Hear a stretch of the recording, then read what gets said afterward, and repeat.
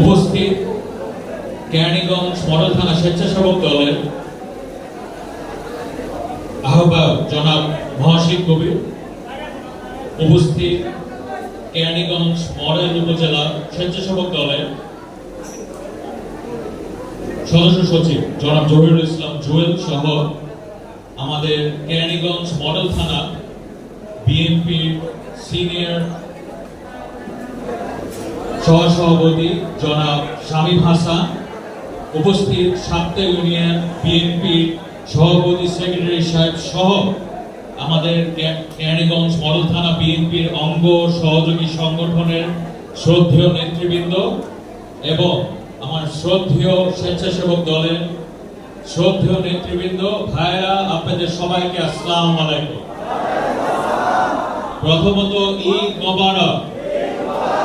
সবাই ভালো আছে? আলহামদুলিল্লাহ। ভাইরা, আজকে আপনারা যারা এখানে স্বেচ্ছাসেবক দলের নেতারা এবং কর্মীরা এখানে উপস্থিত আছেন, স্বেচ্ছাসেবক দল, স্বেচ্ছাসেবক এটা অর্থ কি?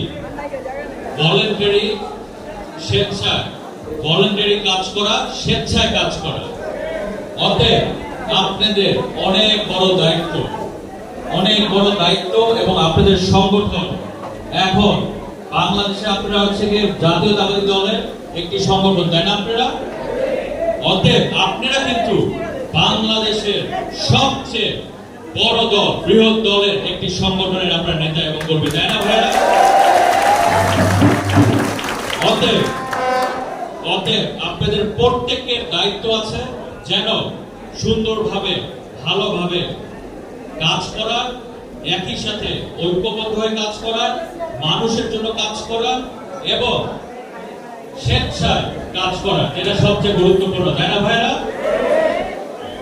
আজকে আমাদের স্বেচ্ছাসেবক দলের কেরানীগঞ্জ মডেল থানার স্বেচ্ছাসেবক দলের প্রতিষ্ঠানের সময় থেকে যারা আজকে এখানে উপস্থিত হতে পারেনি অসুস্থতার কারণে, তাদের সুস্থতা কামনা করছি এবং যারা আমাদেরকে ছেড়ে চলে গিয়েছে তাদের আত্মার মাগফিরাত কামনা করছি। ভাইরা, আপনাদের কাছে আমার প্রশ্ন, বাংলাদেশের যতগুলো ক্রান্তিকাল সময় গিয়েছে, কোন পরিবারটি বারবার জনগণের পাশে দাঁড়িয়েছে? কোন পরিবার? জিয়া পরিবার। আপনারা দেখেন 1971 সালে যখন মানুষ দিক বেদিক, সিদ্ধান্তহীন, বুঝতে পারছে না কি করবে, তখন শহীদ রাষ্ট্রপতি জিয়া রহমান চট্টগ্রামে কালুরঘাট বেতার কেন্দ্র থেকে